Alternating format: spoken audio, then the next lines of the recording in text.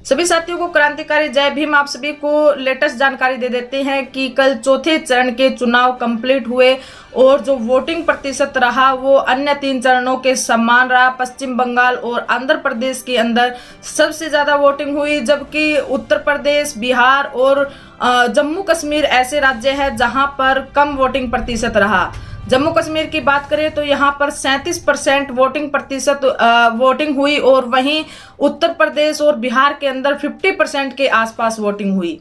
चौथे चरण के अंदर हमें कुछ चीजें अहम मिली, कुछ चीजें हमें खास मिली जो आप सभी को बतानी चाहिए, आप तक, बहुजन समाज तक पहुंचनी चाहिए और आम जो नागरिक हैं देश के उन तक पहुंचनी चाहिए। चौथे चरण की वोटिंग के दौरान कुछ वीडियो तेजी से सोशल मीडिया पर वायरल हुई, कुछ पोस्टें तेजी के अंदर वायरल हुई। उनके अंदर कितनी सत्यता है ये आप सभी बताएंगे और कमेंट सेक्शन बॉक्स में हमें जरूर लिखेंगे। सबसे पहले जो बात करते हैं हम श्यामलाल रंगीला, जो एक फेमस है मोदी जी की मिमिक्री करने के अंदर पूरे वो देश में जाने जाते हैं। वो बनारस से चुनावी फाइट करने वाले थे लेकिन उनका नामांकन नहीं करने दिया गया। एक सोची समझी साजिश के तहत उनका नामांकन नहीं करने दिया गया। ये ऐसी आरोप थे श्यामलाल रंगीला के कि हमें बीजेपी के जो कार्यकर्ता हैं, बीजेपी के जो लोग हैं वो नहीं चाहते कि हम मोदी जी के खिलाफ पर्चा भरें और वोटिंग मशीन में हमारा नाम आए।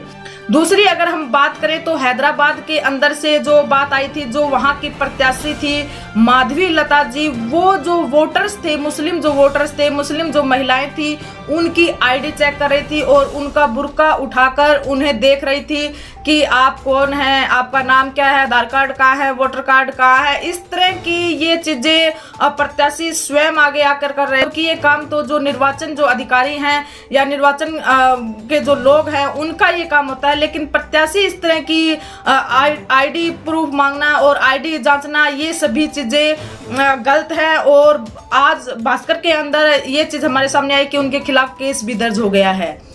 तीसरी हमारे सामने जो खबर आई वो ये थी कि लखीमपुर खीरी से थी। वहां के जो वोटर्स थे उनका आरोप था कि जो यहाँ के पीठासीन अधिकारी है प्रशांत कुमार, उन पर उन्होंने आरोप लगाया और कहा कि जब हम बटन किसी भी पार्टी का दाबते हैं तो वहां पर भाजपा का निशान दिखाया जाता है।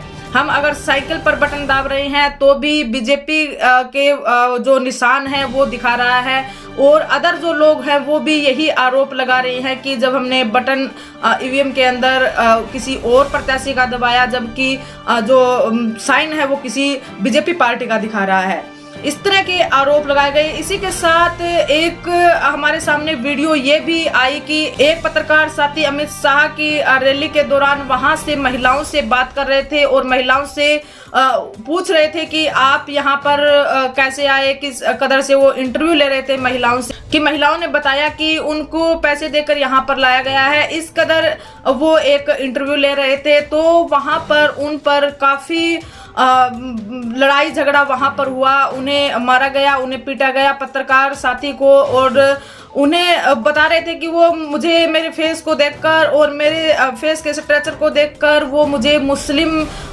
बना रहे थे। तो ये चीजें सरासर जो गलत है और जो देश के जो लोग हैं उनके अंदर किस कदर से ये जहर घोल दिया गया है कि मुस्लिम समाज के लोग गलत हैं और हिंदुत्व को हमें बचाना है, मुस्लिमों को हमें किस कदर देखना है। तो ये चीजें हमें खुद इन चीजों का खंडन करते हैं। भारतीय संविधान सबको आजादी देता है, समान धर्मनिरपेक्ष हमारा देश है, सभी धर्मों का हमें सम्मान करना चाहिए।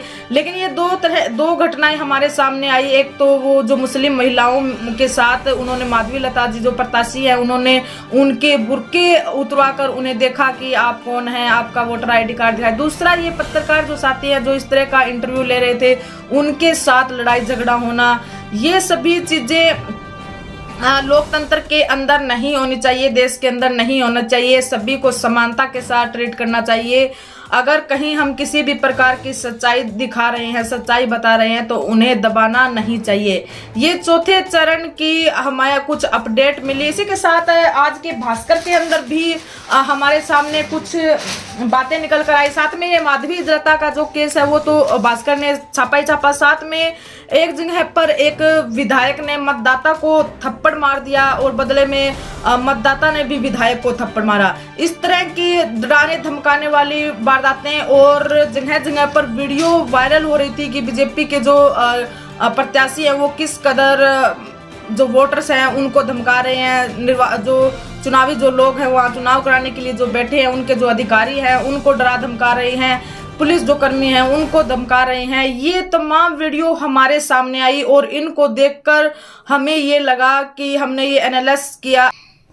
जब हमने ये चीज देखी तो हमें ये लगा कि हमें आप लोगों तक ये चीजें पहुंचानी चाहिए। सोशल मीडिया पर चौथे चरण की जिस कदर से ये चीजें निकल कर आई, ये सरासर लोकतंत्र का गला घोटने के समान है और गला घोटा जा रहा है। लोकतंत्र की हत्या एक किस्म से हो रही है, हमें इसको बचाना चाहिए और इसके खिलाफ हमें आवाज उठानी चाहिए।